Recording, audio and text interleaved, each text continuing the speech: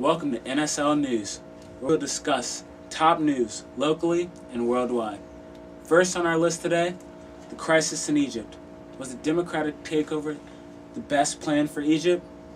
Now we will go to our Egyptian correspondent, Patrick Moriarty, who will deliver the background information.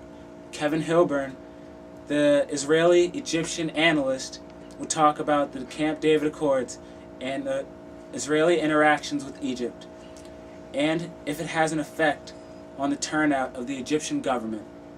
Next, our U.S. analyst, Zachary Zweig, will discuss the American foreign policy goals and objectives.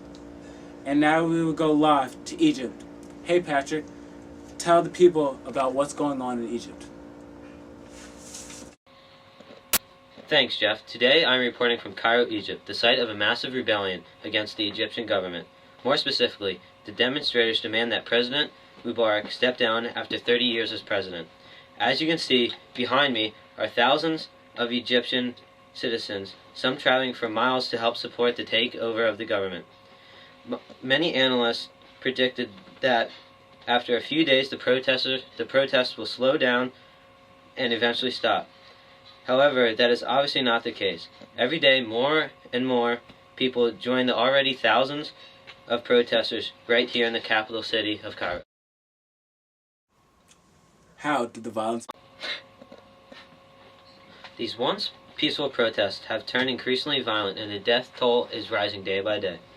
Violence was not intended, but as a result of rising frustration levels from a combination of lack of cooperation from the national government to listen to demands and use violent forces from the police in an attempt to break up the protest. Obviously, not everyone can and will be arrested, so the police are resorting to tear gas and water cannons to stop the revolution. As a result, the demonstrators did not stop. Instead, they are becoming angry and more violent back at the police. Has the Egyptian government taken any action? How has the government responded? Many civilians and have even killed innocent people that are just expressing their opinion. Also, Mubarak sent in the National Army to assist the police in breaking up the protests. However, the army has been peaceful with the civilians. They are not using violent force like the police. In fact, the army is being friendly to the protesters. We have footage of the soldiers talking to the civilians and even giving them food. What is daily life? Yes, Jeff. Daily life is completely different from what it was just a few days ago. Most to all of the stores and shops are closed, meaning there is a huge shortage of food, water, and gas, and also basic materials that were available before the protest. People are lining up in long lines for bread and water that is being provided by the government. There's hardly enough to go around. Many protesters have gone days without food, water, and are starving in the streets. Some have said they are willing to starve to death if it means Mubarak will step down and the country becomes free and democratic. Thanks, Jeff. Back to you. Thanks, Pat, for your input on the situation in Egypt. Now we will go to our Israeli-Egyptian analyst, Kevin, for a look into what these protests are doing to their relationship and what could happen if they succeed. Kevin, what was the Camp David Accords? Well, Jeff, it looks as though the crisis in Egypt is not just one affecting those in the country, but also one that may affect Egypt's relationship with Israel. The Camp David Accords, which was signed by President Anwar el-Sadat in 1978, may come to an end as new leaders are considered for election. Kevin, what was the Camp David Accords?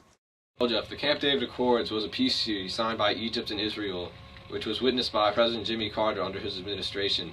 And throughout Mubarak's reign of presidency, it has been an important part of Egypt-Israeli relations.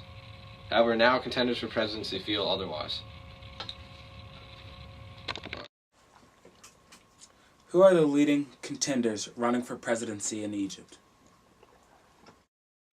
Leading contender Amor Moussa feels the treaty no longer applies to Egypt today and should not be renewed.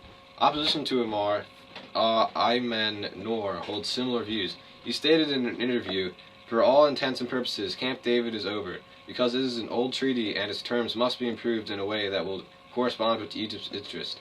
On the other hand, Nabil al-Arabi, presumptive foreign minister of Egypt, declared, "We signed the peace treaty with Israel and we must abide by it." He strongly feels the peace treaty must not be tampered with and has managed to keep peace between the two nations for so long. Either way, Israel is in quite a situation. Not reenacting this treaty could lead to Arab countries surrounding and attacking Israel. What does this mean for America? Well, Jeff, Israel is one of America's strongest allies in the Middle East. And with the Camp David Accords gone, Arab countries may attack it, and it's our duty as their ally to protect them. Also, Israel is one of the only democracies in the Middle East, and it is important that we keep it protected, as we do not want any dictatorships to arise. So Kevin, why is there violence between these countries anyway? Well, it seems to be all about territory here. Arab countries believe that the land of Israel belongs to them, and many extremists are willing to resort to violence to take it back. Why do the Egyptian people want the Camp David Accords to end? Well, opinions on the Camp David Accords are very mixed here in Egypt. While some feel it has kept peace in the area for many years, others, such as the Muslim Brotherhood, feel like it restricts citizens' rights and should no longer be a piece of their legislation. Thanks, Kevin.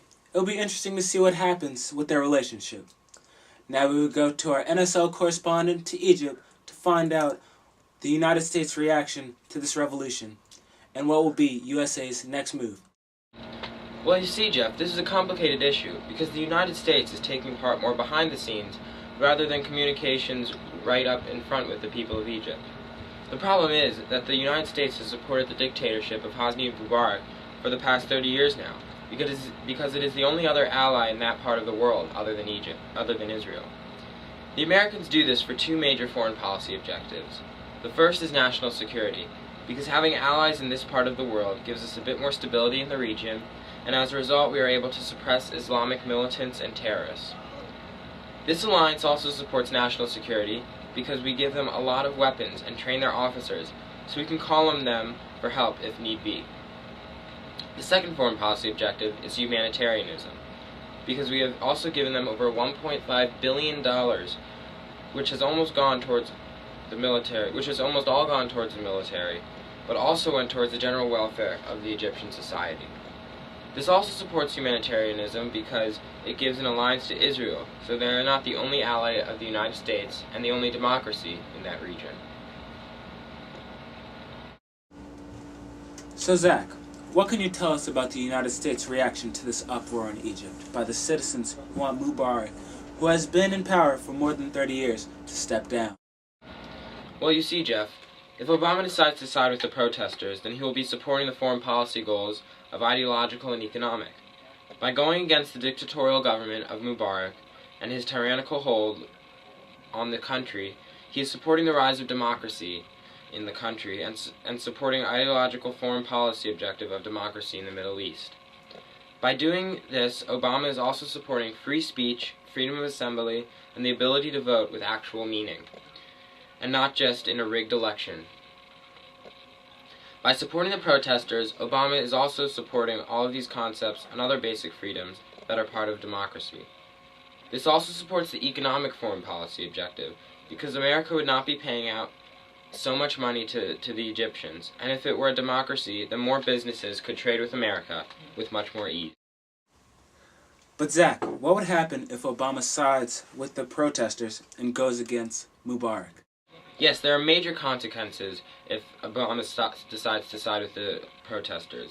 If Mubarak is not in charge, the United States might lose Egypt as an ally, which would not be good for the regional stability, and could also bring up a whole new chapter of the terrorist cells. The Muslim Brotherhood or other groups could take charge and go against the State of Israel, which would not be good because they are the only democracy in the Middle East as of right now. Also, with Mubarak, we could trust him that he would not go against America, but with a new government chosen by the people, it could be a much different case. Now, are there any consequences with siding with the protesters? Yes, there are major consequences if Obama decides to side with the protesters. If Mubarak is not in charge, the United States might lose Egypt as an ally, which would not be good for the regional stability, and could also bring up a whole new chapter of the terrorist cells. The Muslim Brotherhood or other groups could take charge and go against the State of Israel, which would not be good because they are the only democracy. So as of right now, who do you think Obama's going to side with, Zach? The protesters or Mubarak? Well, you see, Jeff, right now Obama is saying that Mubarak is going to have to make a lot of changes to the government if he wants to stay in power. But eventually, I think he will side with the protesters. This is because overall it is more beneficial to the United States to have another democracy in that part of the world. And the United States, as its humanitarian foreign policy, wants to help those in need. And the Egyptians are definitely in need of basic rights as of right now. Thanks, Jeff, for your time. Thank you for your time, Zach. That concludes our NSL program and broadcasting for the afternoon. So long for now. I'm receiving word that we will listen to the Egyptian Armed Force Defense and Commander-in-Chief, who will address the people of Egypt. Let's listen. Good afternoon, ladies and gentlemen. I stand here today, June 6th, 2011, as your Minister of Defense and Commander-in-Chief of the Egyptian Armed Forces. My name is Ahmed Hussein Tantawawi. I stand here before you today to propose a new plan to get our country back on track. I am here to complete our transition from a military-style government to a democracy. However, this cannot be done without the help of you, the Egyptian citizens. For 60 long years, military dictatorship has overwhelmed this country, but now it's time for change. The transition to democracy will put the power in the hands of you, the people.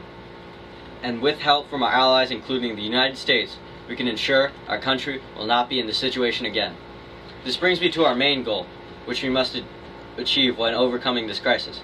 First, we must strengthen our economy, essentially a complete rebuilding of our now corrupt economy. This means we must take drastic action. Our primary trade goal is to resume trade oil sale with Iran. With this, we can plant Egypt's economic roots into the ground and lead the way to a steady and prosperous economy. Second, we must ensure the freedoms and rights of our citizens. In previous years, we did not have this luxury and citizens were treated unfairly. But today, I have a dream that one day, all the citizens of Egypt will have all the rights they deserve, including freedom of assembly, speech, and a vote, which will actually make an impact in our society today. With this strengthened economy and improved citizens' rights also comes a strengthened government, which leads to less room for corruption and more separation of powers. Too much power is why I'm standing at this very moment today. With your help and support, we can restore Egypt to its former glory and allow our nation to prosper. Thank you.